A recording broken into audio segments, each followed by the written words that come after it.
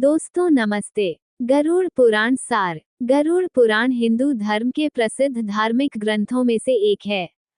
वैष्णव संप्रदाय से संबंधित गरुड़ पुराण में मृत्यु के बाद सद्गति प्रदान करने वाला माना जाता है।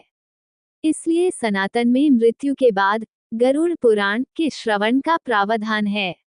इसके अधिष्ठात्र देव भगवान विष्णु हैं। 18 पुराणों में गरुड़ महापुराण का अपना एक विशेष महत्व है। क्योंकि इसके देव स्वयं विष्णु माने जाते हैं, इसीलिए यह वैष्णव पुराण है। गरुड़ पुराण के अनुसार हमारे कर्मों का फल हमें हमारे जीवन में तो मिलता ही है, परंतु मरने के बाद भी कार्यों का अच्छा बुरा फल मिलता है। इसी वजह से इस ज्ञान को प्राप्त करने के लिए घर के किसी सदस्य की मृत्यु के बाद का अवसर निर्धारित किया गया, ताकि उस समय हम जन्म मृत्यु से जुड़े सभी सत्य जान सके और मृत्युवश बिछने वाले सदस्य का दुख कम हो सके। विष्णु भक्ति। वास्तविक तथ्य यह है कि गरुड़ पुराण में भगवान विष्णु की भक्ति का विस्तार से वर्णन मिलता है। विष्णु के 24 अवतारों का वर्णन ठीक उसी प्रकार इस पुराण में प्राप्त होता है, जिस प्रकार भगवत पुराण में उपलब्ध होता है। आरंभ में मनु से सृष्टि की उत्पत्ति, ध्रुव चरित्र और 12 आदित्यों की कथा प्राप्त होती है। उसके उपरांत सूर्य और चंद्र ग्रहों के मंत्र, शिव पार्वती मंत्र, इंद्र से संबंधित मंत्र, देवी सरस्वती के मंत्र और 9 शक्तियों के विषय में विस्तार से बताया गया है। श्लोक तथा विषय। गरुड़ पुराण में 19,000 श्लोक कहे जाते हैं, किंतु वर्तमान समय में कुल 7,000 श्लोक ही उपलब्ध हैं। इस पुराण को 2 भागों में रखकर देखना चाहिए।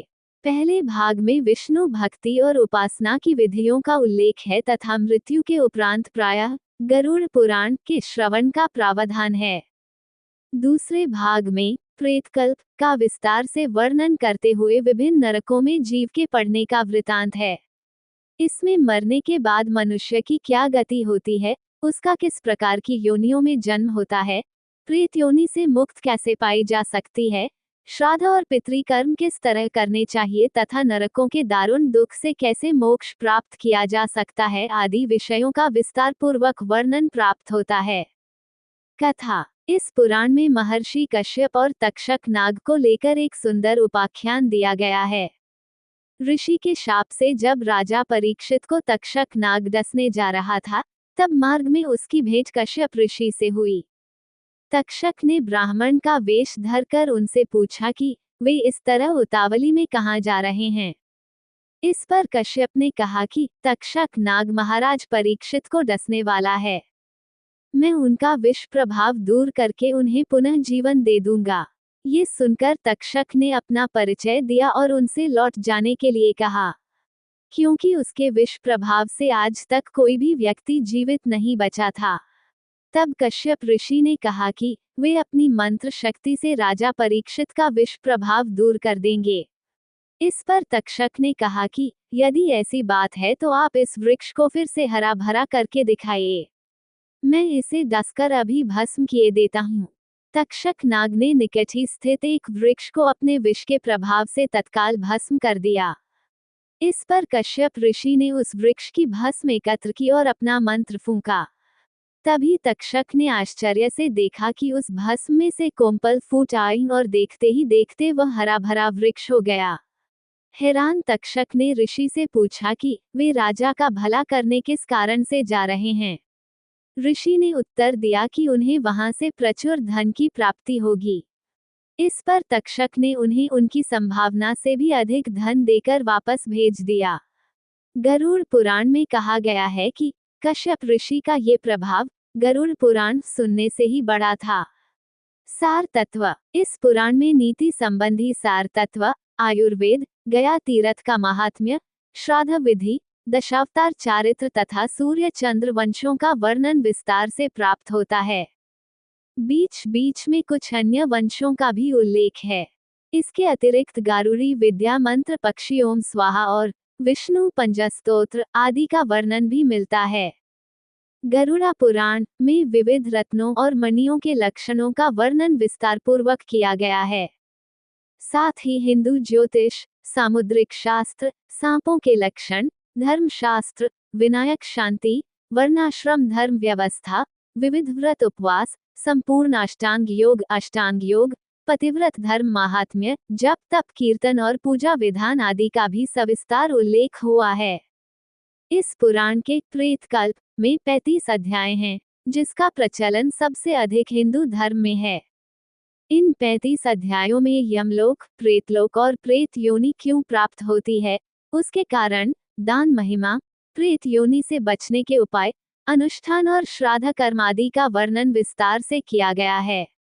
ये सारी बातें मृत्यु को प्राप्त व्यक्ति के परिवार वालों पर गहरा प्रभाव डालती हैं। वे दिवंगत व्यक्ति की सद्गति और मोक्ष के लिए पुराण विधान के अनुसार भरपूर दान दक्षिणा देने के लिए तत्पर हो जाते हैं। इस पुराण का उद्देश्य भी यही जान पड़ता है।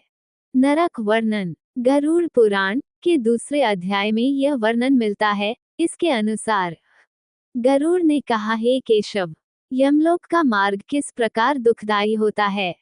पापी लोग वहां किस प्रकार जाते हैं, मुझे बताइए। भगवान बोले, हे गरुड़, महान दुख प्रदान करने वाले यममार्ग के विषय में मैं तुमसे कहता हूँ, मेरा भक्त होने पर भी तुम उसे सुनकर कांप उठोगे। यममार्ग में वृक्ष की छाया नहीं है, अन्न आदि भी नहीं है, वहां कहीं जल भी नहीं है, वहां प्रलय काल की भांति 12 सूर्य तपते हैं। उस मार्ग से जाता हुआ पापी कभी बर्फीली हवा से पीड़ित होता है तो भी कांटे चुभते हैं, कभी महाविषधर सर्पों द्वारा डसा जाता है, कहीं अग्नि से जलाया जाता है, कहीं सिंहों, व्याघ्रों और भयंकर कुत्तों द्वारा खाया जाता है, कहीं बिच्छुओं द्वारा डसा जाता है। इसके बाद वह भयंकर असिपत्रवन नामक नरक में पहुंचता है, जो 2000 योजन के विस्तार वाला है। ये वन कौओं, उल्लुओं, गीधों, सर्गों तथा डॉन्सों से व्याप्त है। उसमें चारों ओर दावाग्नि है। वह जीव कहीं अंधे कुएं में गिरता है, कहीं पर्वत से गिरता है, कहीं छुरे की धार पर चलता है, कहीं कीलों के ऊपर चलता है, कहीं घने अंधकार में गिरता है, कहीं उग्र जल में गिरता है, कहीं जोंकों से भरे हुए कीचड़ में गिरता है, कहीं तपी हुई बालुका से व्याप्त और धधकते ताम्रमय मार्ग, कहीं अंगार राशि, कहीं अत्यधिक धुएं से भरे मार्ग पर उसे चलना पड़ता है। कहीं अंगार वृष्टि, कहीं बिजली गिरने, शिलावृष्टि, कहीं रक्त की, कहीं शस्त्र की और कहीं गर्म जल की वृष्टि होती है। कहीं खारे कीचड़ की वृष्टि होती है, कहीं मवाद, रक्त तथा विष्ठा से भरे हुए तलाव हैं। यममार्ग के बीचों बीच अत्यंत उग्र और घोर वैतरणी नदी बहती है। वह देखने पर दुखदायिनी है। उसकी आवाज भय पैदा करने वाली है। वह 100 योजन चौड़ी और पीप तथा रक्त से भरी है। हड्डियों के समूह से उसके तट बने हैं। यह विशाल घड़ियालों से भरी है। हे गरुड़, आए पापी को देखकर वह नदी ज्वाला और धूम से भरकर कड़ाह में खौलते घी की तरह हो जाती है। यह नदी सुई के समान मुख वाले भयानक कीड़ों से भरी है। वज्र के समान चोंच वाले बड़े बड़े गीध हैं। इसके प्रवाह में गिरे पापी, हे भाई, हा पुत्र, हा तात, कहते हुए विलाप करते हैं। भूख प्यास से व्याकुल हो पापी रक्त का पान करते हैं। बहुत से बिच्छू तथा काले सांपों से व्याप्त उस नदी के बीच में गिरे हुए पापियों की रक्षा करने वाला कोई नहीं है। उसके सैकड़ों, हजारों भंवरों में पड़कर पापी पाताल में चले जाते हैं, क्षण भर में ही ऊपर चले आते हैं। कुछ पापी पाश में बंधे होते हैं, कुछ अंकुश में फंसा कर खींचे जाते हैं और कुछ कों द्वारा खींचे जाते हैं। वे पापी गर्दन हाथ पैरों में जंजीरों से बंधे होते हैं।